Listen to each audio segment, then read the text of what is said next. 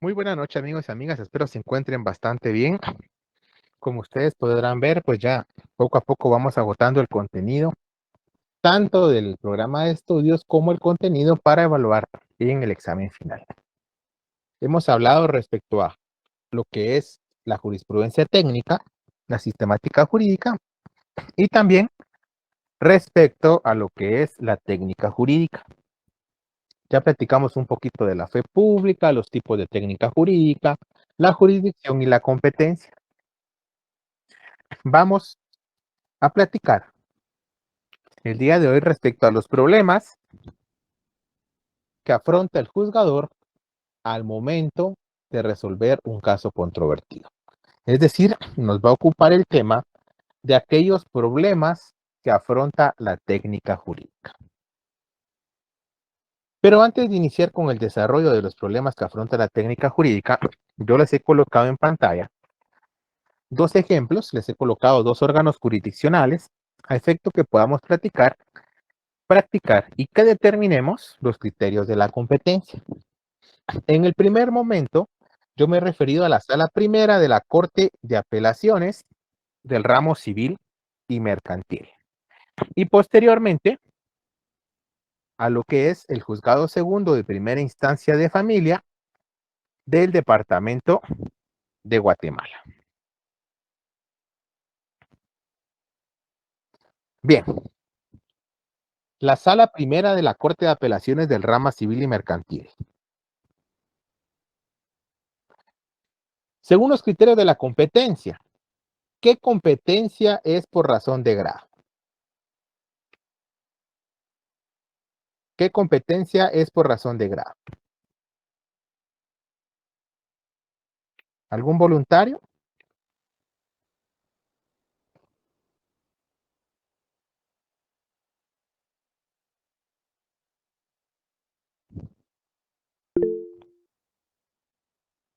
Cristian, adelante. Licenciado, buenas noches. No sé si soy yo el que no recuerda bien, pero la competencia no la hemos visto.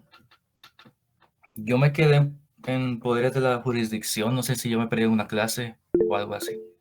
Perdón, No sé si yo me perdí una clase o algo así, le digo, pero yo me quedé en poderes de la jurisdicción. Carlos. Gracias, licenciado. Bueno, la competencia sería que la sala primera de corte solo ve apelaciones en el ramo civil y mercantil, perdón. No sé si estaré bien o mal. Gracias, Carlos. Solo, Carlos, una pregunta. ¿La competencia sí ya la culminamos con ustedes? No estoy seguro, No estás seguro. Yo recuerdo que ya la habíamos terminado. Doris, No, licenciado, lo último que vimos son los poderes de la jurisdicción. con ustedes no empezamos a ver entonces competencia. No, licenciado. Vean que yo juraba que habíamos visto competencia. Entonces vamos a regresar a la competencia. Cuando hablamos de la jurisdicción, recordarán ustedes que hacíamos alusión a esa facultad de juzgar y ejecutar lo juzgado. ¿Sí? Ese poder de la jurisdicción se le ha encomendado al organismo judicial y a los distintos órganos jurisdiccionales. Cuando hablamos de la competencia, hablamos de algo más concreto. Hablamos de algo más delimitado. Todos los jueces pueden ejercer jurisdicción, pero no todos los jueces tienen competencia. Cuando estábamos en primaria, ustedes recordarán que nos enseñaron el tema de las fracciones. Generalmente, para ejemplificar el tema de las fracciones, el profesor o la profesora dibujaba un círculo, un pastel en la pizarra y empezaba a dividir el pastel. Supongamos nosotros que ese círculo completo es la jurisdicción. Esa facultad de juzgar y ejecutar lo juzgado le compete a todos los jueces por igual. Es decir, todos los jueces pueden administrar justicia. Sin embargo, no pueden hacerlo en todos los casos. Únicamente pueden administrar justicia en los casos que específicamente se les permite o se les ha habilitado. A esto nos referimos con la jurisdicción, con la competencia, perdón.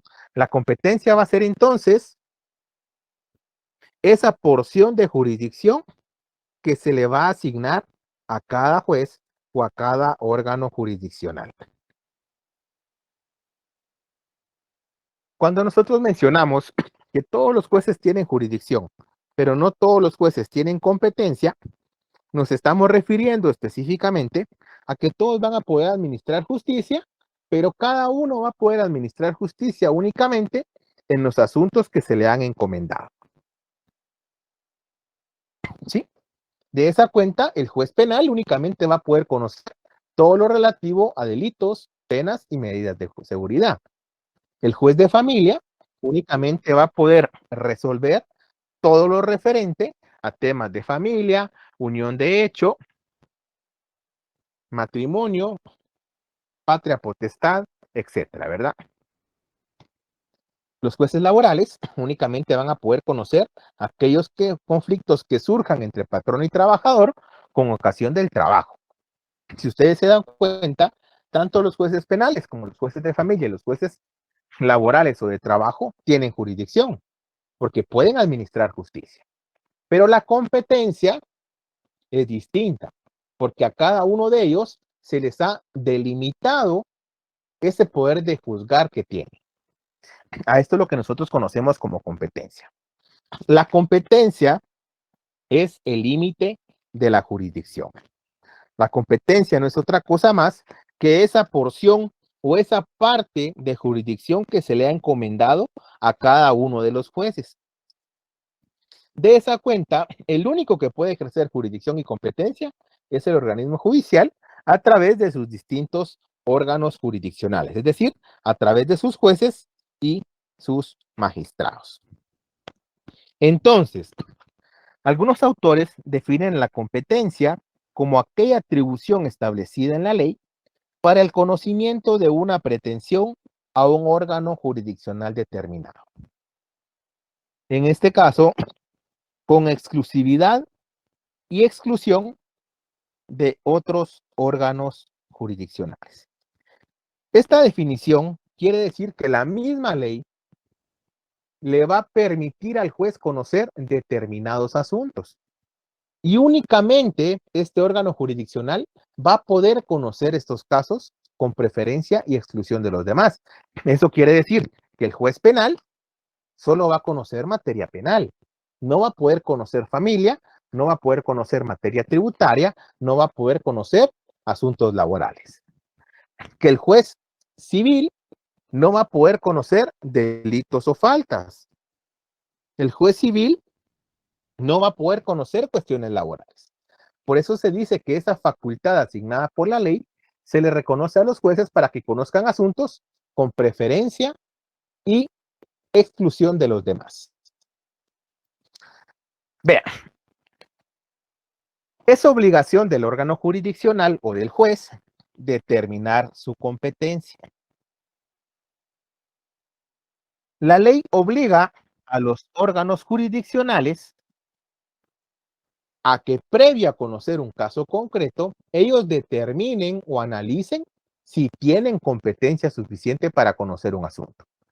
Eso quiere decir que imagínense, como abogados nosotros presentamos un divorcio ante un juez del ramo laboral, el juez de ramo laboral no puede entrar a conocer. Él debe establecer, debe analizar, debe estudiar a efecto de poder determinar si el asunto o la controversia que se está sometiendo a su conocimiento es parte de la competencia que se le ha asignado. Si es parte de esa competencia que se le ha asignado, él puede conocer el caso concreto. Pero si no forma parte de la competencia que se le ha asignado, el juez estaría cometiendo un delito porque él se estaría extralimitando en el ejercicio de sus funciones. ¿Sí? De la misma manera, a pesar de que los jueces están obligados a determinar su competencia, también la ley nos reconoce a nosotros como partes o como conocedores del derecho medios o mecanismos de defensa por los cuales nosotros le podemos hacer ver al juez que él no es competente para conocer determinado asunto. De esa cuenta, nosotros podemos plantear una excepción de incompetencia. Cuando yo planteo una excepción de incompetencia, es porque el juez no ha hecho este ejercicio. El juez no ha determinado si es competente o no para conocer determinado asunto. Entonces, cualquiera de las partes puede plantear este mecanismo que se le conoce como excepción de incompetencia, donde le hace ver al juez que no puede seguir conociendo porque no tiene competencia para conocer determinado asunto, sino que esa competencia le corresponde a un juez distinto o a un juez diferente. Es la Corte Suprema de Justicia, el máximo tribunal de justicia del país, tal como lo establece el artículo 54 de la Ley del Organismo Judicial. Es la Corte Suprema de Justicia el encargado, perdón, sí, es artículo 54, literal A, el tribunal encargado, primero, de decidir qué juzgados, qué tribunales o qué órganos jurisdiccionales se van a crear. Ellos van a decidir si crean un juzgado o si dejan sin efecto algún juzgado. Pero adicional a ello, ellos van a determinar en qué lugar va a estar la sede de ese juzgado. Y adicional a determinar en qué lugar va a estar la sede del juzgado, ellos van a determinar qué personal lo va a integrar y también van a determinar qué asuntos va a poder conocer ese juzgado. Es decir, van a decidir cuál va a ser la competencia de ese órgano jurisdiccional. La competencia, como les decía, es ese límite a esa facultad de juzgar. Cuando un juez actúa dentro de su competencia, está actuando dentro de los parámetros legales. Es decir, que el juez únicamente va a poder conocer aquellos asuntos que se le han permitido, que se le han reconocido o que se le han encomendado. Por ejemplo, el juzgado de familia, ustedes lo encuentran en el edificio Luqui o edificio Sexteo, ahí por el Parque Central. Hay un juzgado que se creó exclusivamente para conocer divorcios por mutuo consentimiento. Es decir, ese juzgado no va a poder conocer divorcios ordinarios, no va a poder conocer temas referentes a la patria potestad. Únicamente va a poder conocer divorcios por mutuo consentimiento o como se les conoce en la práctica, divorcios voluntarios. Esa es la competencia que se le ha encomendado. Bien. Yo les pediría, por favor, que leamos en casa el artículo 203, 204, 208, 211 y 212 de la Constitución. Pero también que leamos el artículo 57, 58, 59, 60, 61 y 62 de la Ley del Organismo Judicial. ¿Sí? Esto, por favor, leámoslo en casa, hace alusión a esa función jurisdiccional y también a cómo se distribuye esa función jurisdiccional en el organismo judicial. Por ejemplo, el artículo 203 de la Constitución hace referencia a esa facultad jurisdiccional asignada al organismo judicial y a la Corte Suprema de Justicia y sus tribunales. El 204 nos refiere a que siempre los jueces y magistrados van a observar los principios establecidos en la Constitución. El artículo, por ejemplo, el 57, 58, 59 de la Ley del Organismo Judicial establece la función de la Corte Suprema de Justicia y la función del organismo judicial. Al organismo judicial se le va a encomendar la función jurisdiccional, ¿verdad? Las funciones, en este caso, a la Corte Suprema de Justicia. Al presidente del organismo judicial se le va a encomendar la función administrativa. Y nos dice en qué casos, ¿verdad? El artículo 58, por ejemplo, ya hace referencia a cómo se establecen los distintos tribunales, ¿verdad? Nos dice que está la Corte Suprema de Justicia, las cámaras de la Corte Suprema de Justicia, las salas de la Corte de Apelaciones y tribunales colegiados de igual categoría, los juzgados de primera instancia, los tribunales de sentencia y los juzgados menores o juzgados de paz. Pero eso, por favor, démosle lectura ya más despacito en casa. Igual cualquier duda, la siguiente clase, pues podemos resolverla. Bien. Existen distintas clases o distintos criterios o reglas para establecer la competencia. Cuando a su oficina llega algún cliente y este cliente pues es externa cuál es su necesidad, cuál es el problema que tiene, cuál es el conflicto, ustedes adicional a recibir esa voluntad de la parte, a interpretar, analizar y darle forma legal a lo que el cliente les está planteando, si fuera necesario entablar algún proceso, ustedes tienen la obligación de determinar como conocedores del derecho ante qué juez van a entablar ese proceso. Para poder saber ante qué juez van a entablar el proceso, ustedes se tienen que regir por las reglas, criterios o clases de competencia. Existen 5 criterios, clases o reglas. La competencia por razón de la materia, la competencia por razón de la cuantía, la competencia por razón de territorio, la competencia por razón de turno y la competencia por razón de grado. Cuando nosotros al mismo tiempo conjugamos los 5 criterios de la competencia, vamos a establecer ante qué juez tenemos que demandar. ¿Sí? En el caso de la competencia por razón de la materia, aquí el conocimiento de los asuntos o las causas se va a distribuir atendiendo a la naturaleza del conflicto. Es decir, al asunto de que se trate la controversia.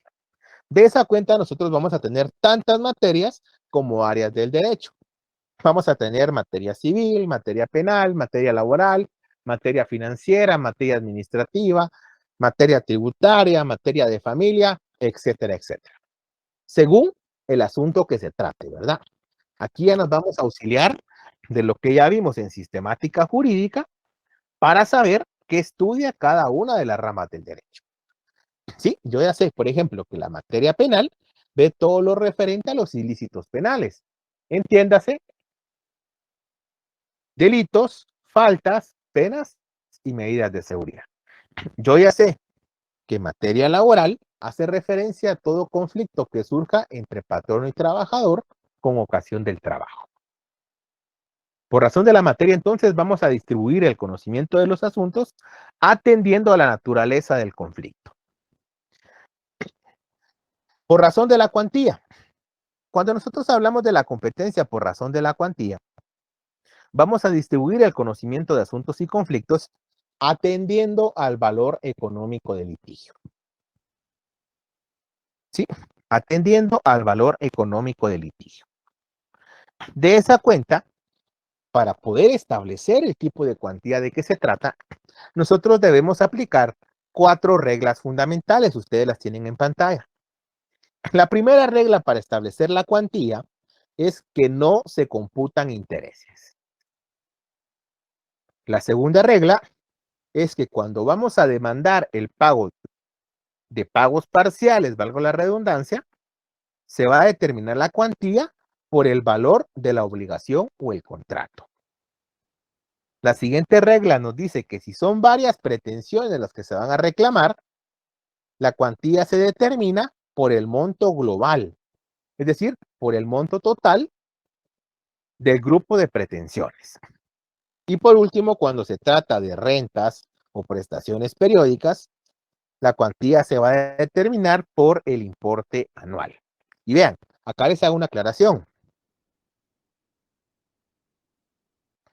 La aclaración es que estas reglas solo nos van a servir para determinar qué tipo de cuantía es.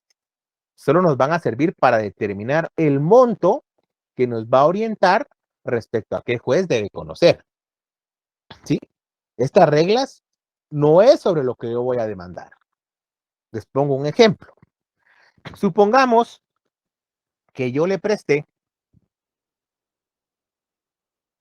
supongamos que yo le alquilé un apartamento a Carlos. ¿Sí? Yo le alquilé el apartamento a 1,000 quetzales mensuales por un año a Carlos. Carlos me pagó los primeros 6 meses del apartamento.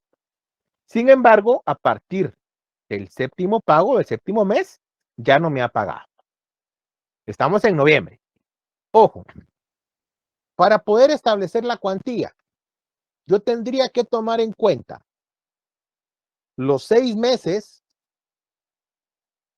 que están pendientes a partir del último pago, o será que tengo que tomar en cuenta el mes de julio, agosto, septiembre, octubre y noviembre, los 5 meses que Carlos no me ha pagado, o será que tengo que tomar en cuenta el valor de los 12 meses del año. ¿Qué creerían ustedes?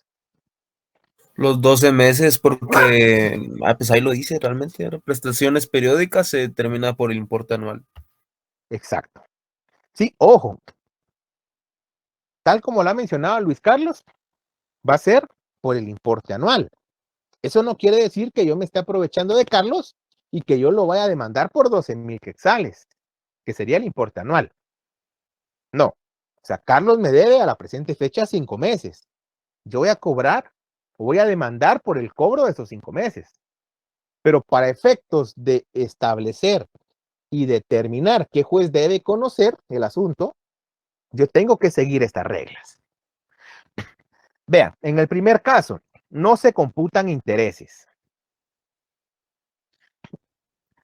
Bantrap nos hace un préstamo de 100,000 quetzales. ¿Sí? Y Bantrap establece que va a ser el 15% anual. Cuando Bantrap nos va a demandar, porque nosotros dejamos de pagar 3 meses, ¿será que nos va a demandar por el pago de los 3 meses que hemos incumplido?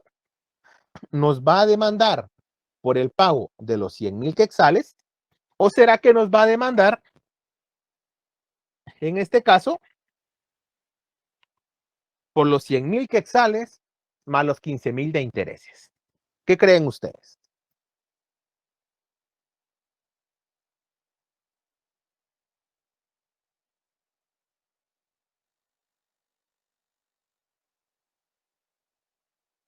Por la última opción, Lick, los 100,000 con los 15,000.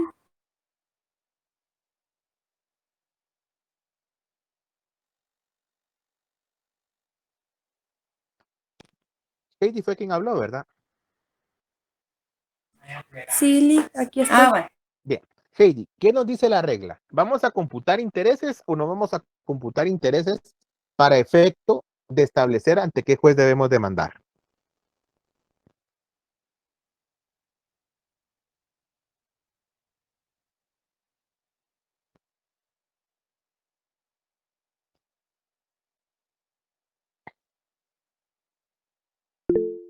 ¿Qué piensan los demás? Pues no se computarían los intereses, ¿no? ¿Perdón? Entonces, No si no sé. se computarían los intereses, ¿qué monto es el que vamos a tomar en cuenta para establecer ante qué juez vamos a demandar? El monto de 100,000, que es el de la deuda, el monto de los últimos 3 meses, que son los que se dejaron de pagar, o el monto de los 100,000 más los 15,000 de intereses, o sea, los 115,000. Solo los 100,000 quetzales. Solo los 100,000 quetzales, porque, o sea, eso no quiere decir que yo no le deba intereses al banco. Eso no quiere decir que el banco no va a poder cobrar sus intereses, no. Estas reglas solo nos sirven para determinar y establecer ante qué juez debemos plantear la demanda. Porque recuerden, si yo planteo una demanda ante un juez que no es competente, el juez no está obligado a conocer. Y pueda que cuando a mí me notifiquen el rechazo de la demanda porque yo la planteé ante un juez que no es el competente, mi derecho se haya extinguido y yo ya no puedo hacer nada. ¿Sí? Bien, en el caso de los pagos parciales, supongamos que yo le vendí mi vehículo a Doris. Le vendí un vehículo valorado en 100,000 quetzales y Doris me debe pagar 5,000 quetzales mensuales hasta completar los 100,000 quetzales, ¿verdad? En este caso, si Doris se atrasa en 4 pagos de 5,000 quetzales mensuales, ¿qué monto debo tomar yo en consideración para saber ante qué juez voy a demandar? El monto de los 100,000 quetzales, que es lo que vale el carro, el monto del importe anual, que en este caso serían, ojo, 60,000 quetzales. Debo tomar en cuenta los 4 meses que Doris me debe, que serían 20,000 quetzales, o qué monto debo considerar para establecer el juez competente.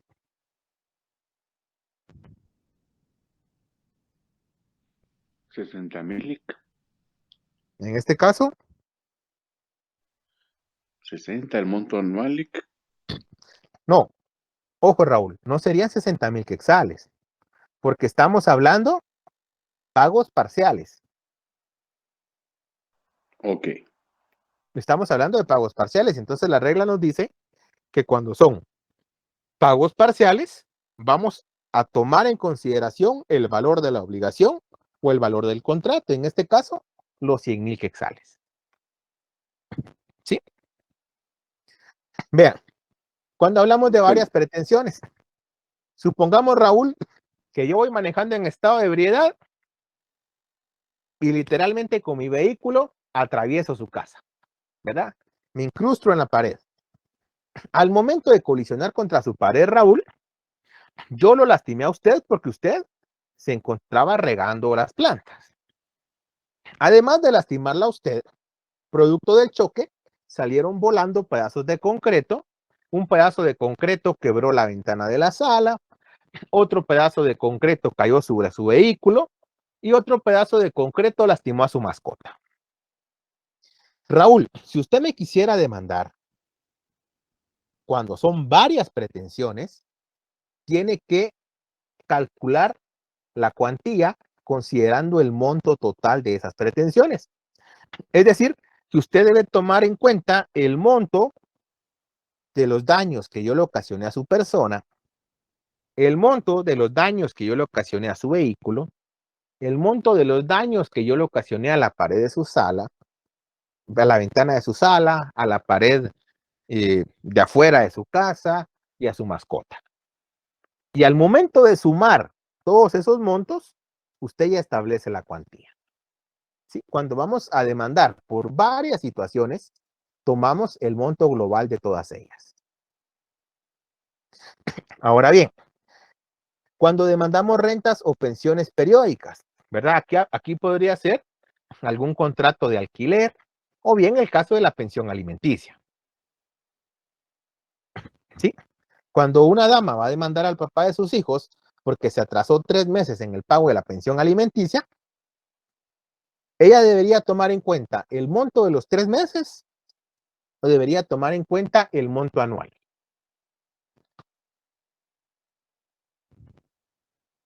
Monto anual. Anual, por lo de por lo periódico. Exacto, porque aquí aplicamos la regla de las rentas o prestaciones periódicas. Estas reglas las tenemos que tomar en cuenta para poder establecer la cuantía o el valor económico del litigio. Y le repito, no quiere decir que yo me vaya a aprovechar, que yo vaya a demandar por más, no. O sea, vamos a cobrar lo que corresponde, ¿verdad? Si hay intereses, pues se cobrarán los intereses más los montos atrasados. Pero estas reglas únicamente nos sirven para poder delimitar y saber ante qué juez presentamos la demanda y qué juez es el que se encuentra habilitado para poder conocer. Además de tener en mente estas reglas, vamos a aplicar ciertos montos según el tipo de juez, o sea, el grado de juez, y también según el territorio. Vamos a ver nosotros que existen 3 tipos de cuantía: la ínfima cuantía, la menor cuantía y la mayor cuantía. Bien. En el caso de la ínfima cuantía, con la ínfima cuantía estamos hablando de la cuantía más baja. Sí. La menor cuantía es una cuantía media y la mayor cuantía pues es la cuantía más elevada, ¿verdad? Bien, En el caso de la ínfima cuantía, aquí se dan dos situaciones bien importantes. La ínfima cuantía solo va a poder ser conocida por jueces de paz. Eso quiere decir que bajo ninguna circunstancia un juez de primera instancia va a poder conocer ínfima cuantía. La segunda circunstancia es que la ínfima cuantía es la misma en todo el territorio nacional, sin importar el municipio o el departamento que se trate. En todo el territorio nacional, los jueces de paz van a conocer ínfima cuantía desde 1 centavo hasta 10,000 quetzales. ¿Sí? En todo el territorio nacional. Ahí no hay pierde. Ahora bien, en el caso de la menor cuantía, aquí ya se empieza a complicar un poquito la cuestión. La menor cuantía también va a ser conocida solo por jueces de paz. Eso quiere decir que los jueces de paz van a conocer ínfima cuantía y menor cuantía. Y por exclusión, los jueces de primera instancia van a conocer solo de mayor cuantía. Diferente. Ese color es lindo.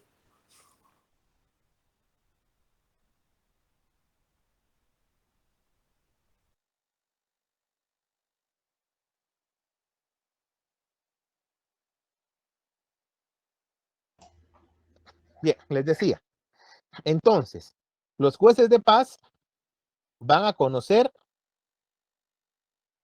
ínfima cuantía en todo el territorio nacional. La menor cuantía también está a cargo de los jueces de paz. Eso quiere decir que por exclusión, los jueces de primera instancia van a conocer la mayor cuantía. Recapitulando, los jueces de paz conocen en todo el territorio de la República sin distinción ínfima cuantía desde 1 centavo hasta 10,000 quetzales. Ahora bien, los jueces de paz de la capital van a conocer menor cuantía desde 10,000 quetzales, 1 centavo, hasta 50,000 quetzales. Eso solo en la capital. ¿Sí? Vean, los jueces de primera instancia de la capital van a conocer mayor cuantía desde 50,000 quetzales, 1 centavo en adelante. Eso quiere decir que en la capital, los jueces de paz van a conocer ínfima cuantía de 1 centavo hasta 10,000 quetzales. Los jueces de paz van a conocer menor cuantía desde 10,000 quetzales, 1 centavo hasta 50,000 quetzales.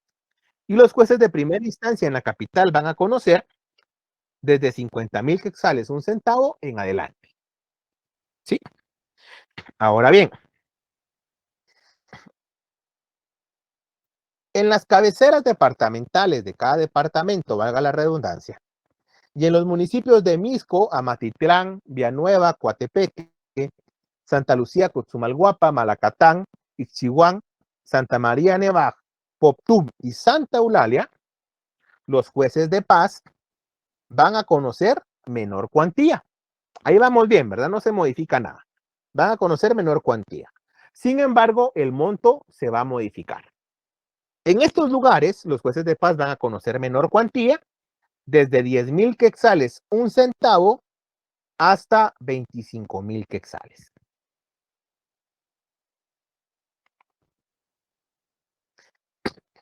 Y en el caso de los jueces de primera instancia, de las cabeceras departamentales y los municipios de Misco, Amatitlán, Villanueva, Coatepeque, Santa Lucía, Cochumalguapa, Malacatán, Ixchihuán, Santa María Nevaj, Poptum y Santa Eulalia, los jueces de primera instancia van a conocer mayor cuantía de 25,000 quetzales, 1 centavo en adelante. En conclusión, en las cabeceras departamentales y en los municipios de Misco, Amatitlán, Villanueva, Coatepeque, los que ustedes tienen en pantalla, se va a conocer por jueces de paz ínfima cuantía de 1 centavo a 10,000 quetzales. Los jueces de paz van a conocer menor cuantía de 10,000 quetzales un centavo a 25,000.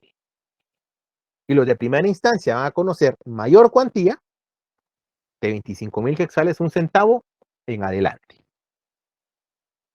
Ahora bien, por exclusión, los jueces de paz de todos los demás municipios que no hemos mencionado, es decir, los jueces de paz de todos los demás municipios, a excepción de la capital, de las cabeceras departamentales, a excepción de Misco, Amatitlán, Villanueva, Coatepeque, Santa Lucía, Malacatán, Ichihuán, Santa María, Poptum y Santa Eulalia, todos los demás que no están comprendidos en la capital, en las cabeceras o en los que mencionamos, esos jueces de paz van a conocer menor cuantía, desde 10,000 quetzales un centavo hasta 15,000 quetzales. Y también por exclusión, ¿verdad? Los jueces de primera instancia van a conocer mayor cuantía en todos los municipios que no hemos mencionado. Es decir, a excepción de la capital, las cabeceras departamentales y los que ustedes tienen en pantalla, esos jueces de primera instancia van a conocer mayor cuantía de 15,000 quetzales un centavo en adelante. ¿Estamos bien con las cuantías? ¿Hay alguna duda, alguna pregunta? Ojo, hay reglas importantes que nos sirven para no perdernos. Primero, conocer las reglas, ¿verdad? Las 4 reglas básicas. Segundo, hay 3 cuantías. Ínfima cuantía, que es la más baja, menor cuantía, que es la media, y mayor cuantía, que es la más alta. Siguiente, los jueces de paz conocen en toda la República ínfima cuantía y menor cuantía. Y los jueces de instancia conocen mayor cuantía. De ahí en adelante tenemos que tomar en cuenta los lugares, o sea, los municipios y los montos. Eso necesariamente pues conlleva a que conozcamos bien los departamentos, ¿verdad? Porque si yo le preguntara, por ejemplo, a Peter Alexander, Peter, supongamos, Peter, que yo voy a una audiencia a Cobán, Alta Verapaz. Dejé mi carro parqueado frente al Parque Central, cuando en eso un camión recolector de basura retrocede, no se percata y causa daños a mi vehículo. Si yo te contratara a Peter para demandar al propietario del camión de basura para que pague los daños de mi vehículo y lo fuéramos a demandar por 30,000 quetzales, Peter, te pregunto, primero, ¿qué cuantía es esa? ¿Y ante qué juez vamos a demandar? ¿Ante un juez de paz o ante un juez de instancia? ¿Y qué tipo de cuantía es? Si es ínfima cuantía, menor cuantía o mayor cuantía. Peter. Bueno, en este caso sería una de menor cuantía, bueno, sería de menor cuantía, porque es hasta los, no, de 10,000 a 25. Pues sí, sería de menor cuantía y sería con un juez de paz. Solo el departamento, me repito, donde sucede el evento. Cobán, Alta Verapaz. En Cobán. Sí, está excluido de los municipios que tenemos acá. Sería uno de menor. Cobán no es cabecera departamental, Peter. Es departamento, perdón. ¿Cobán es cabecera departamental? No, es departamento. La cabecera de Cobán es Alta Verapaz. No, Alta Verapaz. Al revés, Perdón. Entonces, Raúl, o Dania, en el ejemplo que le puse a Peter, ¿ante qué juez demandamos y por qué cuantía? ¿Ínfima, menor o mayor cuantía? por mayor, yo pienso que es uno de instancia porque pasa a los 25,000 en la cabecera departamental. Ahora, si lo queremos venir a demandar aquí, no sé si se puede. Aquí sí entra en uno de paz. No, en este caso sería, ya vamos a hablar de cómo se computa el territorio, Raúl. Eso lo vamos a ver más adelante. Cobán es una cabecera departamental. Entonces, entraría como cabecera departamental porque es cabecera del departamento de Alta Verapaz. Y Ajá. si no escuché la cantidad, pero si es de 30,000 25,000, entonces sí, pasa, sería de mayor cuantía y el juez sería de primera instancia, ¿no? Exacto. Sí. Ahora bien, el mismo caso. Yo voy a una audiencia al municipio de Teculután en Zacapa y sucede exactamente lo mismo. Un camión recolector retrocede y lastima mi vehículo. Si yo lo fuera a demandar por 20,000 quetzales, ¿qué juez conoce? ¿Un juez de paz o un juez de primera instancia? Y si es ínfima, menor o mayor cuantía. ¿Qué creen ustedes? De paz, Lick. Yo creo que es de paz, es de mayor y ya no hay que ir en carro, hay que ir en bus porque ya 2 veces. Mala suerte, ¿verdad, Raúl? Es de menor instancia, Ali. ¿Es de? Es de menor instancia por el monto. No, no menor instancia. ¿Es primera instancia o jueces de paz? No, perdón, de menor cuantía. Se lo digo porque es el nombre correcto, no, no me lo tome a mal, oye, o sea, No, sí, sí, gracias. para que nos acostumbremos. Bien, vean, Luis Carlos, No, Lick, yo iba a contestar, pero yo creo que contestaron, ¿no? adelante, No. conteste, no importa. Muy bien, según yo entendí, tomando en cuenta la última, era con un juez de primera instancia y un asunto de mayor cuantía. Exacto, ¿verdad? Porque Teculután, Zacapa no forma ni parte de la capital ni de las excepciones que están entre las cabeceras departamentales y los otros 8 municipios. Entonces, si se dan cuenta, lo primero que tenemos que hacer es determinar cuál es el monto del litigio. Para determinar el monto, aplicamos las primeras 4 reglas. Luego, nos tenemos que Lick, disculpe, ubicar. pero usted dijo que en Teculután eran 20,000. ¿Perdón? No, yo dije que el accidente ocurrió en Teculután Era y el que íbamos mismo. a demandar por 20,000. Ajá. Solo esa era mi pregunta. Muy bien. Vea, entonces, luego de aplicar esas 4 reglas, nosotros ya establecemos cuál es el monto del litigio. Al establecer el monto del litigio, lo que tenemos que hacer es determinar si es menor, mayor o ínfima cuantía. Y luego, pues, ver el territorio de que se trate, ¿verdad? Porque ahí nos va variando un poco el monto. ¿Sí? Alexander, ¿cuál era tu duda? Perdón, Lick, justamente me quedé con eso. ¿Cuál es la razón de que esté en este grupo de municipios acá, entre las excepciones? La ley así lo establece, Alexander. Bueno, ¿no hay algún motivo? Tendríamos que preguntarle a los legisladores qué tuvieron en mente o Ah, a los magistrados de la Corte Suprema al momento de hacer esta distinción. ok. Ok. Me atrevería, Peter, a decirte que en un primer momento la ley del organismo judicial, eso está en los artículos que tienen que leer, establece que la regla general es que exista un juzgado de primera instancia por cada departamento y por lo menos un juzgado de paz en cada municipio. Esa es la regla básica, ¿verdad? Estamos hablando del 80 y pico cuando la LOJ entró en vigencia. Hoy en día, pues esos mínimos los hemos superado. Por ejemplo, aquí en Guatemala, para que te hagas una idea, aquí en Guatemala tenemos 12 juzgados de primera instancia penal. Tenemos 12 tribunales de sentencia de primera instancia penal. Aparte tenemos los de mayor riesgo. Sí, tenemos juzgado y tribunal de trata de personas. Tenemos juzgado y tribunal de femicidio. Tenemos 4 salas de la Corte de Apelaciones del ramo penal. En materia laboral, por ejemplo, tenemos 2 juzgados de admisibilidad y tenemos 14 juzgados de primera instancia laboral aquí en Guatemala. ¿Verdad? Tenemos a nivel república 5 salas de la Corte de Apelaciones en materia de trabajo. O sea, esos mínimos ya los hemos superado, porque tenemos departamentos como Quetzaltenango, por ejemplo, donde tenemos varios juzgados de paz. Tenemos por lo menos un juzgado de paz civil, trabajo y familia, y tenemos un juzgado penal. Ya superamos el mínimo de 1. También en muchos departamentos, por ejemplo, Coatepeque, Cobán, tenemos juzgado de primera instancia civil, tenemos aparte juzgado de primera instancia de trabajo, aparte tenemos el juzgado de primera instancia penal, aparte el juzgado de primera instancia de familia, etcétera, ¿verdad? Esos números eran mínimos para aquel entonces. Un juzgado de paz por cada municipio y por lo menos un juzgado de instancia por cada departamento.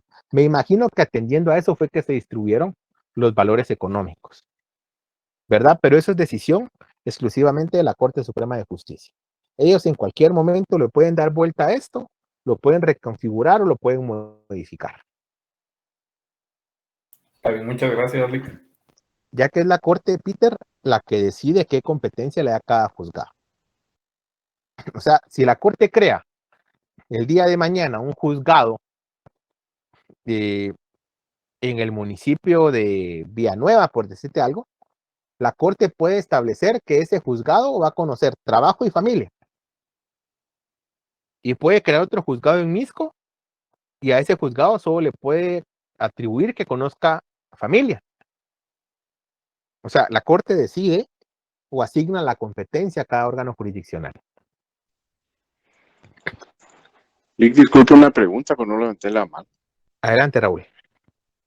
¿Y los juzgados plurinominales? ¿Qué ven? Pluripersonales. Sí, Personales, perdón. fíjese que los juzgados pluripersonales es una modalidad que se empleó en Corte Suprema de Justicia por motivos eminentemente económicos. Como bien es sabido por todos, tenemos ya cuántos años de que no se aprueba un presupuesto. Bueno, pasaron más de 5 años que se trabajó a nivel república con el mismo presupuesto, ¿verdad? Obviamente, pues eso no respondía a la expectativa en el caso del organismo judicial de poder seguir creciendo en cuanto a la implementación de juzgados.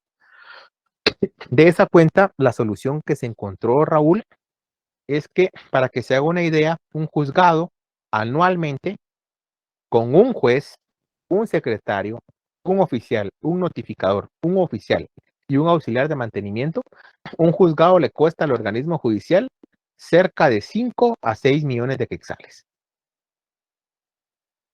anualmente. Entonces, la solución que se encontró es que habían juzgados que tenían cargas de trabajo al inicio no muy altas, ¿verdad?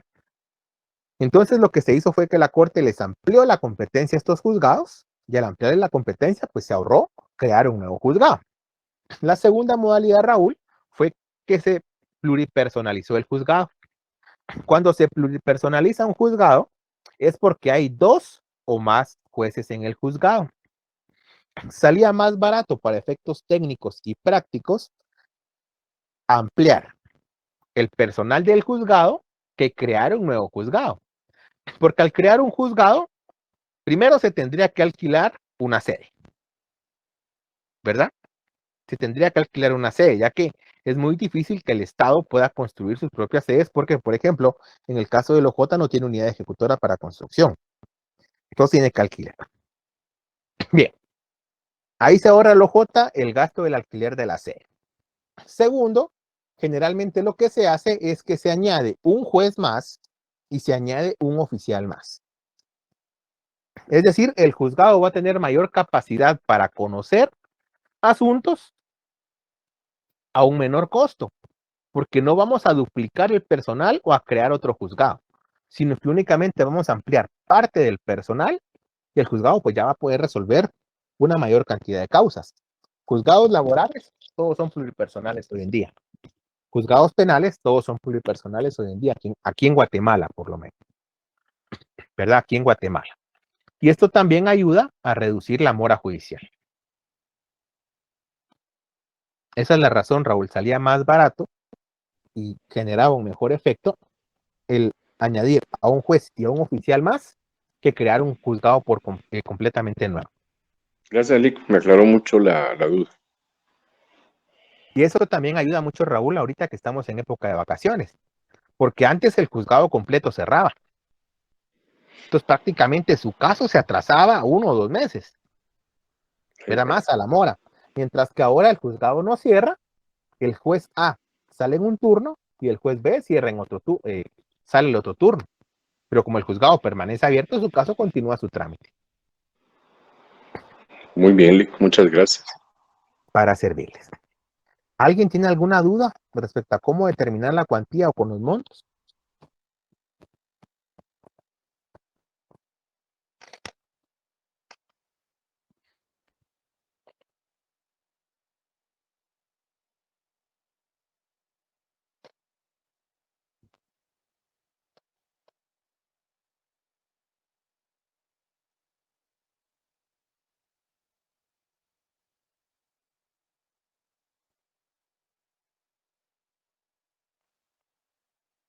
¿No hay dudas? ¿Podemos continuar?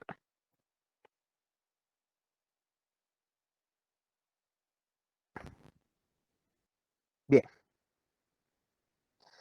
Vamos a hablar entonces por la competencia por razón de territorio. Raúl, y aquí solventamos la duda que tenía anteriormente. Para establecer la competencia por razón de territorio, también tenemos que seguir algunas reglas, ¿verdad? Por ejemplo, en las acciones personales es competente el juez de primera instancia del departamento donde el demandado tenga su domicilio. ¿Sí? Imagínense ustedes que nosotros quisiéramos declarar en estado de interdicción a un hermano. ¿Ante qué juez vamos a, supongamos, para ejemplo, solo para ejemplo de clase, supongamos que quisiéramos declarar en estado de interdicción a Raúl. Solo para ejemplo, Raúl. Raúl tiene su domicilio en Guatemala. Sí, recordemos que el domicilio es la circunscripción departamental, ¿verdad? Raúl tiene su domicilio en Guatemala. Si quisiéramos ir ante el juez, iniciar un proceso para poder declarar en estado de interdicción a Raúl, ¿ante qué juez tendríamos que presentar la demanda?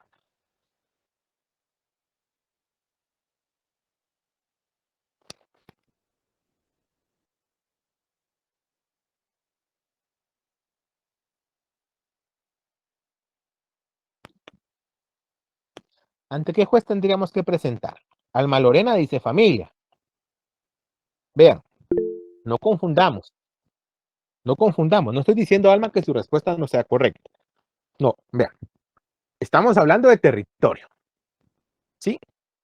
La respuesta que está dando Alma tendría que entrar a ver con la competencia por razón de la materia.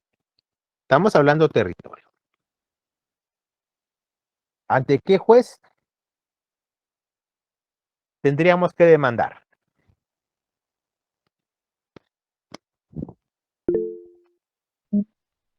Guatemala, Lic.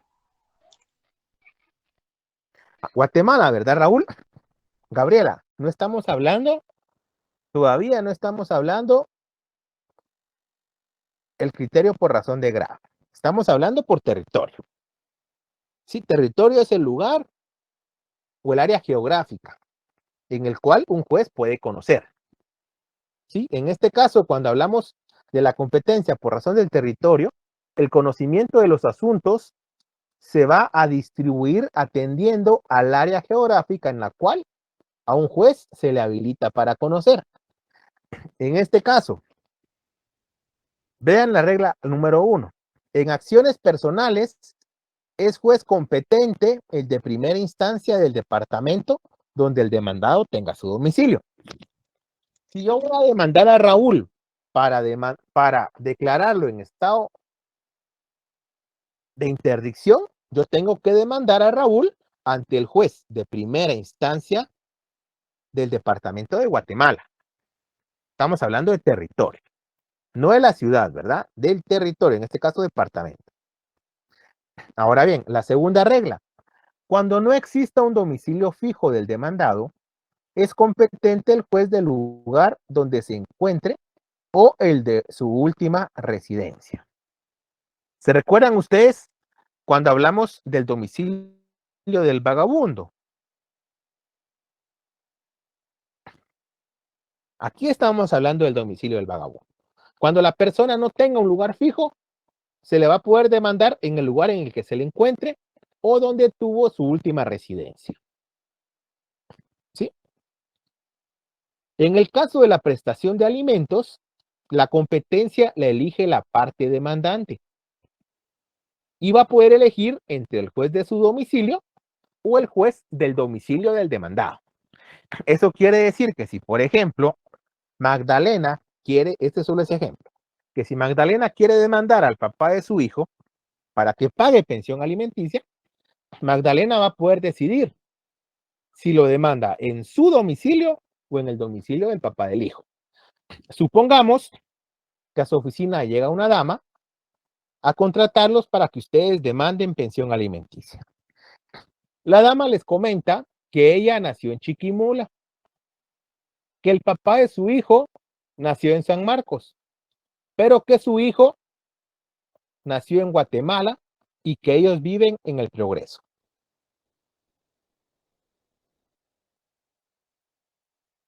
¿Ante qué juez vamos a demandar? Chiquimula, San Marcos, Guatemala o el Progreso.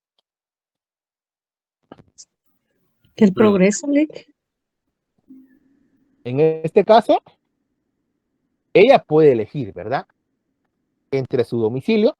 En este caso, si ellos vivieran en el Progreso, solo va a poder demandar en el Progreso. Ahora bien, si ella viviera en Chiquimula, el papá del hijo viviera en San Marcos y el niño hubiera nacido en Guatemala, ¿en dónde vamos a demandar?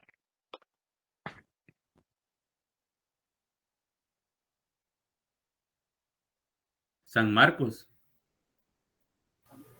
Entre el lugar que nació y el del papá. No, vean.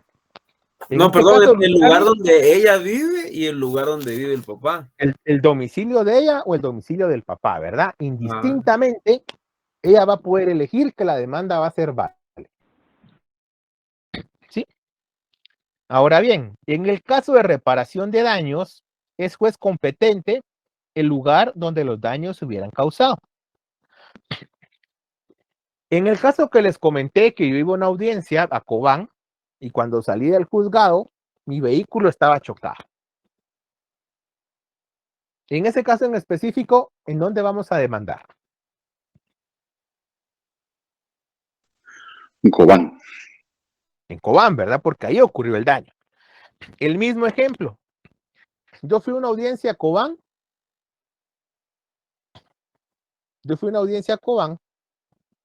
Salí de mi audiencia, venía manejando de regreso y se me ocurrió pararme a almorzar en el rancho. Cuando salgo de almorzar, me doy cuenta que mi vehículo estaba chocado. ¿En dónde voy a demandar? ¿En Cobán o en el rancho? En el rancho. En el rancho. En el rancho, porque ahí Yo no sé si el rancho es municipio, ¿verdad? O es de Salada. es municipio. Muy bien. Entonces Entonces ahí. Es municipio. Yo tenía la misma duda, Raúl, pero sí es municipio. Bien.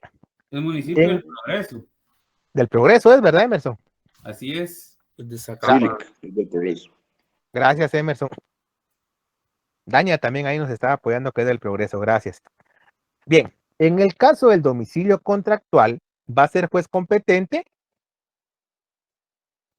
el juez del domicilio que hayamos establecido en el contrato. Si recapitulamos un poquito, recordarán ustedes que cuando hablamos del domicilio, específicamente el domicilio contractual, dijimos que el domicilio contractual era distinto al domicilio voluntario. El domicilio contractual es el domicilio que las partes señalan, o que las partes adoptan para el cumplimiento o todos los derechos y obligaciones que se deriven de un contrato. Si yo firmo un contrato, en este caso, de servicio de internet y cable residencial contigo, y en el contrato yo señalo que mi domicilio, se los pongo de esta manera. Supónganse que ustedes tienen una casa de campo en Quetzaltenango, pero ustedes realmente viven en Guatemala y trabajan en Guatemala. Cuando ustedes van a Quetzaltenango y contratan internet residencial y el servicio de cable para su casa de campo en Quetzaltenango, ustedes en ese contrato, como lo celebran en Quetzaltenango, señala que su domicilio va a ser Quetzaltenango para efectos de ese contrato de internet residencial. En el caso de que ustedes se atrasaran al momento de pagar, Tigo los va a demandar en Quetzaltenango, no los va a demandar en Guatemala, porque es el contrato, perdón, es el domicilio que ustedes señalaron en el contrato. ¿Sí?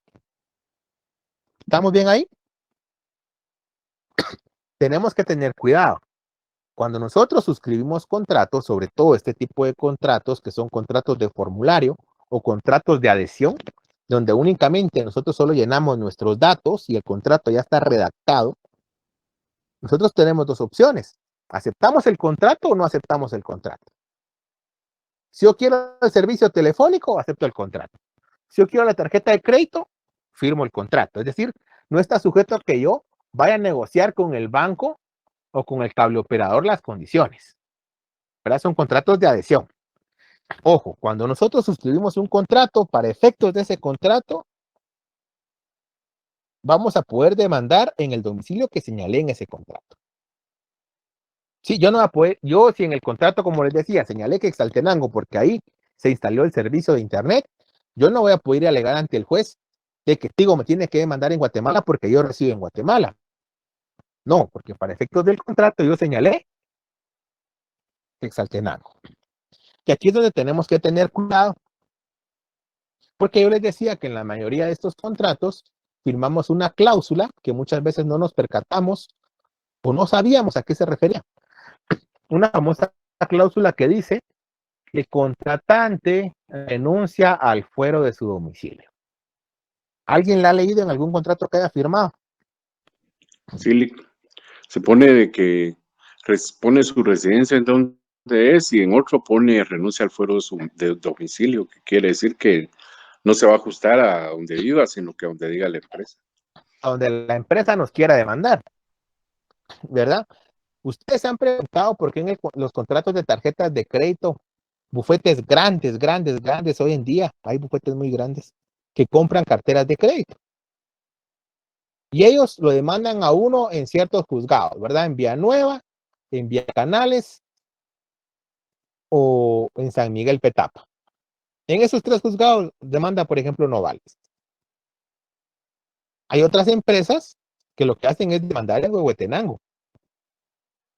Imagínense acá que yo me vaya hasta Nentón, Huehuetenango a defenderme cada audiencia. Sin embargo, eso es legal, porque yo en el contrato acepté las condiciones y renuncié a mi domicilio. Le di la posibilidad a que la otra parte me pudiera demandar donde ellos quisieran. ¿Estamos claros con las reglas para determinar el territorio?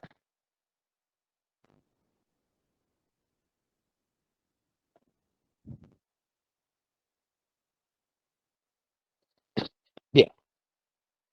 También encontramos la competencia por razón de grado. De último, vamos a hablar de la competencia por razón de turno. Cuando hablamos de la competencia por razón de grado, aquí sucede algo bien importante.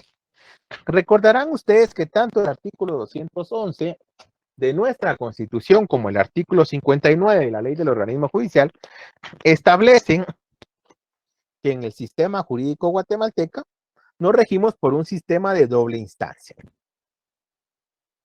¿Sí? Un sistema de doble instancia. Es decir, van a haber dos instancias en el proceso jurídico. Una primera instancia, tal como lo vimos en el proceso, a cargo de los juzgados de paz, juzgados de primera instancia o tribunales de sentencia, y una segunda instancia a cargo de las salas de la Corte de Apelaciones.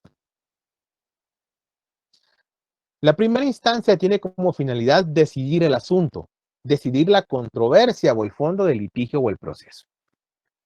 La segunda instancia tiene como finalidad únicamente revisar lo actuado por el juzgado de primera instancia. ¿Sí? Revisar lo actuado por el juzgado de primer grado. Ese es el sistema de doble instancia. De esa cuenta, para determinar la competencia, nosotros tenemos que determinar si es ante un órgano de primer grado o un órgano de segundo grado. Si yo lo que quiero es que el órgano jurisdiccional decida el fondo del asunto, yo tengo que plantearlo ante el órgano de primer grado. Si yo no estoy de acuerdo con la resolución del órgano de primer grado y quiero impugnar la resolución, yo tengo que plantearlo ante el órgano de segundo grado. Eso quiere decir que en el caso que les había puesto en pantalla, por ejemplo, el primer ejemplo, sala primera de la Corte de Apelaciones del ramo civil y mercantil, ahí estamos ante un órgano de segundo grado, porque la función de la sala de la Corte de Apelaciones es revisar lo actuado por el órgano de primer grado. Ahora, Si yo les pidiera que determinaran la competencia en el segundo caso, en el juzgado segundo de primera instancia de familia del departamento de Guatemala, ¿qué grado sería? ¿Primer grado o segundo grado? Primer grado. Primer grado, porque el juzgado de primera instancia de familia va a resolver el fondo del asunto. ¿Sí? Por último, y luego de eso resuelvo su duda, Luis Carlos, vamos a hablar de la competencia por razón de turno. Cuando hablamos de la competencia por razón de turno, tenemos que tomar en cuenta varias circunstancias. En un primer momento, nos encontramos ante jueces que tienen la misma jurisdicción y que tienen la misma competencia. Es decir, nos encontramos ante jueces que tienen esa facultad de administrar justicia o de juzgar en la misma materia, en el mismo territorio, en la misma cuantía y en el mismo grado. Sin embargo, la diferencia va a estribar en el horario en el cual ellos se encuentran habilitados para conocer y resolver. ¿Sí? Es decir, encontramos a jueces que tienen la misma jurisdicción y la misma competencia, pero que la Corte Suprema de Justicia les ha habilitado un horario específico para resolver. Ustedes han escuchado, por ejemplo, del juzgado de femicidio que se encuentra en la zona 7 de la capital, famoso Maini.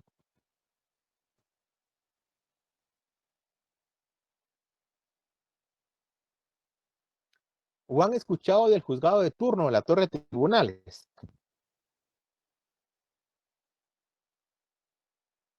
Vean, en estos juzgados hay 6 jueces que conocen la misma materia, el mismo territorio, la misma cuantía y el mismo grado. Sin embargo, a pesar de que tienen la misma competencia, ellos solo pueden conocer en el horario que se les ha habilitado. Supongamos que Raúl es el juez A, Peter es el juez B, Heidi es la jueza C, Emerson es el juez D, Luis Carlos el juez E y yo soy el juez F. A pesar de que todos podamos conocer la misma materia, supongamos que vamos a conocer materia penal, de que los 6 podamos conocer en el departamento de Guatemala, de que los 6 conozcamos la misma cuantía, y que los 6 conozcamos en primera instancia, cada uno de nosotros solo va a poder conocer en un horario en específico. ¿Sí? Por ejemplo, en el juzgado que está en Torre Tribunales, el turno A conoce hoy de 7 de la mañana a 7 de la noche. El turno B conoce hoy de 7 de la noche a 7 de la mañana, ya del día siguiente, ¿verdad? El juez C conoce de 7 de la mañana a 7 de la noche del 3 de noviembre. El juez D va a conocer de 7 de la noche del 3 de noviembre a 7 de la noche del 4 de noviembre. ¿Me explico? Es decir, pueden conocer la misma materia, el mismo grado, el mismo territorio, la misma cuantía, pero en horarios diferentes. ¿Sí? Si ahorita, por ejemplo, estuviera de turno el juez A, el juez B no puede conocer, el juez C no puede conocer. A eso se refiere la competencia por razón de turno, que un juez solo puede conocer en el horario que le ha sido habilitado. Pueden tener la misma jurisdicción y la misma competencia, pero solo pueden conocer en el horario o en el tiempo que les ha sido habilitado por la Corte Suprema. ¿Sí? Vean, hay 2 tipos de turno, el juzgado o el turno ordinario y el turno de 24 horas. El juzgado ordinario, el organismo judicial trabaja de 8 de la mañana a 15:30 horas. Y el turno de 24 horas, pues nunca cierra, ¿verdad? Siempre está abierto.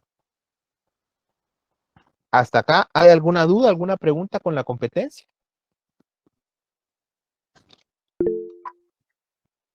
Adelante, Luis Carlos.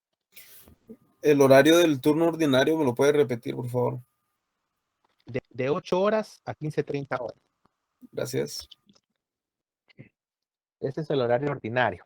24 horas, pues está habilitado todo el día, ¿verdad? Por eso, por ejemplo, Luis Carlos, ahora que dieron puente el lunes, el organismo judicial declaró día inhábil para todos los procesos el día lunes, pero hizo de conocimiento de la población que los juzgados de turno iban a ser conocidos. Sí. De último se le cortó, o a mí se me entrecortó, no sé.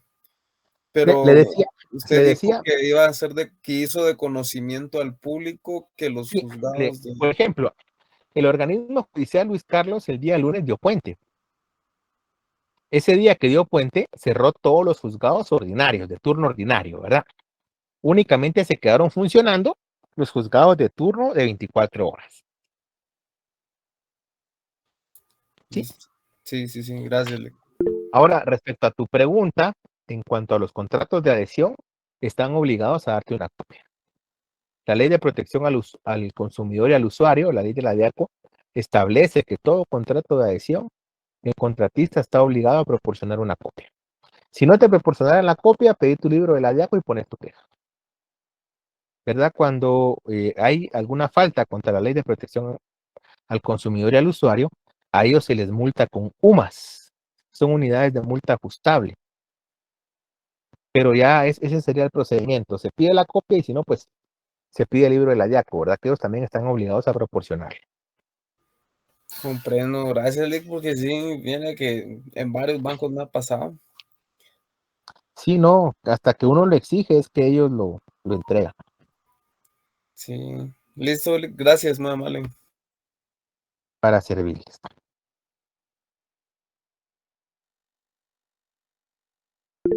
¿Alguien más? Emerson, adelante. Sí, fíjese que yo tenía una duda por una situación que nos sucedió, el caso que le comenté la ocasión pasada del problema de mi papá. Ajá. Ellos a él conoció su caso el juzgado que estaba de turno. Pasaron su audiencia al día siguiente y ya lo conoció, me imagino que el otro juzgador que estaba sobre la misma, en la misma materia, se podría decir, ¿verdad? En el mismo juzgado, solo queda el siguiente juez del siguiente turno. Exactamente. Fíjese que el licenciado hizo todo el proceso, se hizo la audiencia y todo, ¿verdad? Pero resulta que la libertad no la dejaba firmada, ¿verdad? Se alargó el proceso y él dijo que al final él no la firmaba, sino que porque como ya estaba en aras del cambio de turno, que si el otro juez que iba a entrar, la podía firmar, que se hablara con él, pero al final, ¿verdad? Se dio una situación bien complicada porque no se decidía si le correspondía al otro que iba a asumir su turno al día siguiente o a él, ¿verdad? No, en este caso, Emerson, pasan varias cosas. Primero es que regularmente, por ejemplo, supónganse que a ustedes los detuvieran hoy en la noche por ir manejando en estado de ebriedad. Los conducen a torre de tribunales. Su audiencia se va a estar llevando mañana, si bien va, 4 o 5 de la tarde, ¿verdad? Aunque los detengan hoy. Esto pues porque imagínense a cuántas personas detienen, ¿verdad? Y hay un juez por turno. Una primera declaración mínimo y barato durará 20 minutos, media hora si solo estiman el hecho. Bien. Segundo, lo correcto, Emerson, era que firmara la libertad el juez que llevó a cabo la audiencia. Porque en derecho penal, el Código Penal y el Código Procesal Penal establecen principios básicos y garantías procesales criminales en las cuales se establece el principio de juez natural. Y el juez que conoció es el juez que debe resolver, ¿verdad? Entonces, en este caso, yo entiendo que el juez se quisiera excusar en cuanto a que ya se le había acabado el tiempo para poder actuar. Sin embargo, él sí podía afirmar porque el oficio igual no es algo que se genere con hora, pues. O sea, ellos cuando dan la libertad en audiencia, en la misma audiencia dice que se libren los oficios correspondientes, que son para el sistema penitenciario, ¿verdad? En este caso, él sí pudo haber firmado. Y el otro juez hizo lo correcto al no firmar, porque él no puede firmar algo de lo cual no conoció. O sea, otro principio es la intermediación, ¿verdad? El otro juez no estuvo presente en la audiencia, no llevó a cabo el caso, no conoció, no resolvió. Muchas gracias, Rick. Sí, como leo, fue una experiencia que nos sucedió a nosotros y tal vez fue un caso muy particular, ¿verdad? Por el tema ese en su momento le dimos la razón por el tema de horarios, ¿verdad? Pero sí se nos complicó un poquito la... No, pero sí estaba obligado, digamos, el juez que resolvió. Lo correcto es que al terminar la audiencia, pues se hagan los oficios, ¿verdad? Y de una vez se firmen. Muchas Eso gracias. es lo correcto para servir. Carlos había levantado la mano. Gracias, licenciado. Con respecto a las denuncias, si no estoy mal, tengo entendido que es la Superintendencia de Bancos que maneja ese tipo de denuncias y no la DIACO, si no estoy mal. No, Carlos, la Superintendencia de Bancos únicamente ve lo referente al control financiero de los bancos. Ahora el caso de protección al consumidor usuario de los contratos de adhesión, sí está en el tema de la ley de la DIACO. Es la Dirección de Protección al Consumidor Usuario que establece que cuando se presta un servicio o se hace un contrato de adhesión, la otra parte está obligada a proporcionar copia. O sea, el control y fiscalización sí lo tiene la Superintendencia de Bancos en temas bancarios. Pero en cuanto al contrato de adhesión que no se proporcionó, sí es la DIACO. Fíjese, le comento esto porque en varias oportunidades, incluso vecinos también he tenido la experiencia de que cuando hemos tenido una queja, nos hemos dirigido a la Superintendencia de Bancos y regularmente los bancos tienen, con respecto a una queja, 20 días para responder a la superintendencia, que es lo que fue Sí, lo que pero sucedió en esos casos. exacto, pero eso es por incumplimiento de procedimiento. Ahora, si usted lo quisiera es que multaran y sancionaran al banco, tiene que ser ante la DIACO.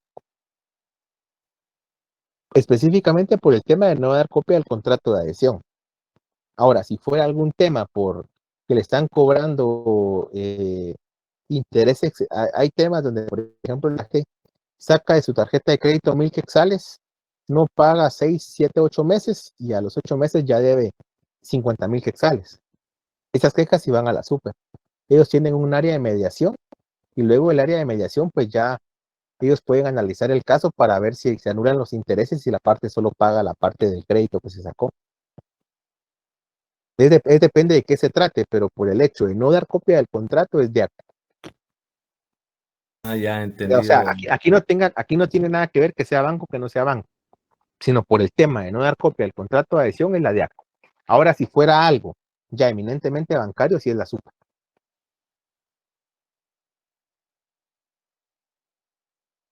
Licenciado, y con respecto a las cooperativas, la Superintendencia de Bancos no tiene ninguna relación con las cooperativas, ¿verdad? No, hay un Instituto Nacional de Cooperativas. Hay un Instituto Nacional de Cooperativas. Sí tiene autorización de las cooperativas, porque recuérdese que toda entidad que se dedique a la intermediación financiera tiene que contar con autorización de la intermediación financiera. Es captar capital del público y ponerlo a disposición del público, ¿verdad? O sea, ellos captan dinero mediante cuentas de ahorros o cuentas monetarias y al mismo tiempo ese dinero lo ponen a disposición del público en créditos, préstamos, etcétera. Hay una parte que tiene el control la INGECOP y otra parte la SUPA. Pero sí tienen su ley específica, incluso las cooperativas. Ah, entiendo, licenciado, muchas gracias. Para servirle, Carlos. Bien, amigos, entonces, si hay dudas, las vamos a resolver la siguiente clase. El día, les iba a preguntar nada más, ¿cómo están ustedes con las otras clases? ¿Ya terminaron contenido? ¿No han terminado contenido? Solo en una hemos terminado, Lick. ¿En cuál terminaron, Luis Carlos? En filosofía. Filosofía con Jaime, ¿no? Afirmativo. Ah, ya. ¿Qué día les toca con Jaime? Hoy. El viernes es la última para él. El viernes es la última para él. En general, todos van a terminar esta semana. Viernes termina Hasta Jaime. donde yo entiendo. ¿Qué otro día le toca clase con Jaime? Miércoles. Hoy tuvimos clase con él. ¿Miércoles en qué hora? En primer horario. Sí, correcto. Sí. Vean, pero es que el miércoles, si no estoy mal, ya inician los exámenes. Así es. Bien, voy a hablar con el doctor Melgar. De repente, si ella terminó contenido, hoy hablé con él y pasé por alto eso.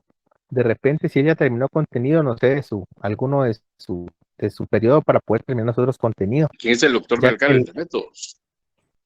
Perdón, sí, el doctor Melgar, Edgar. Ah, no, Orlando él tiene Melgar. pendiente todavía la última parte de un ejercicio. ¿Cuándo lo termina?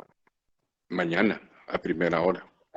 Ah, bueno, pero entonces posiblemente, pues por eso le decía que si, ¿qué otro día tienen clases de métodos? El lunes. El lunes. Ah, yo bueno, creo que ella no posiblemente si va, ya termina no va a con él, tener nada de él.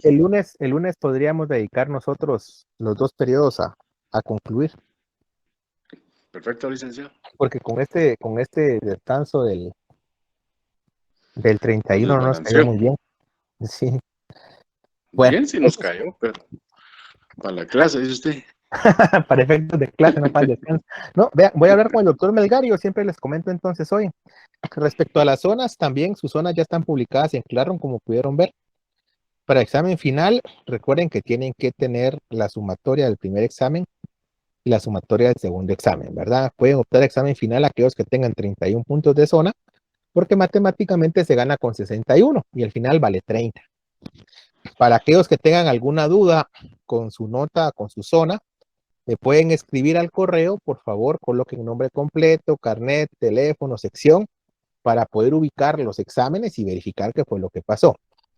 Con aquellas personas que les falten por ahí algunos puntitos, que no sean muchos, o sea, me refiero a 3, 2, 1 punto, aquí es pues donde entran ya a ver el tema de su participación en clases, su asistencia, los laboratorios y las tareas que hemos ido desarrollando, ¿verdad?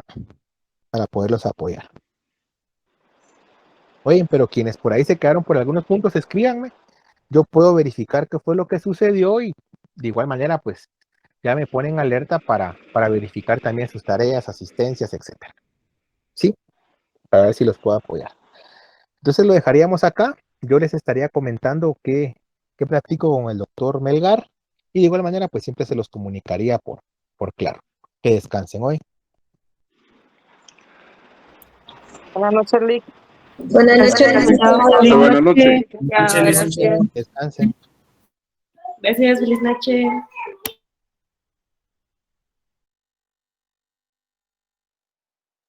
Feliz noche.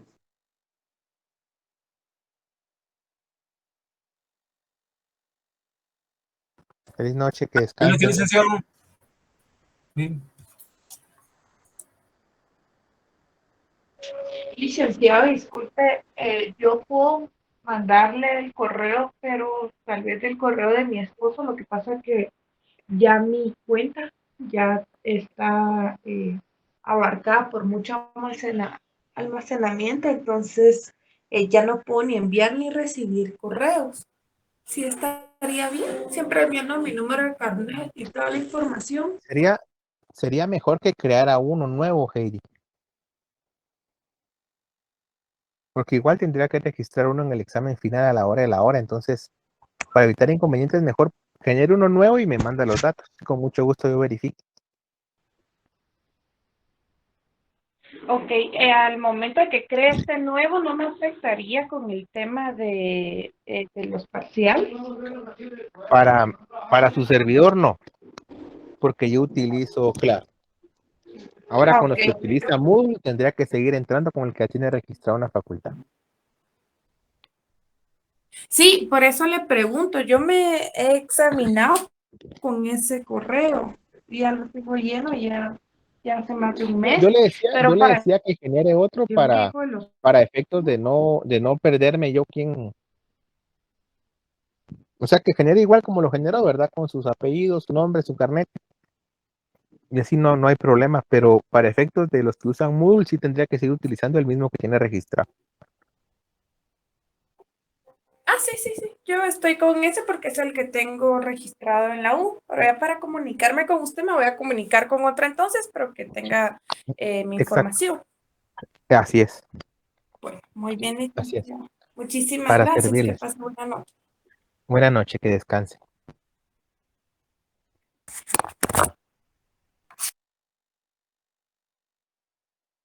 Feliz noche, Eric César. Feliz noche, Emerson, que descanse. Buenas noches, licenciado. Buena noche, Jenny, adelante, la escucho.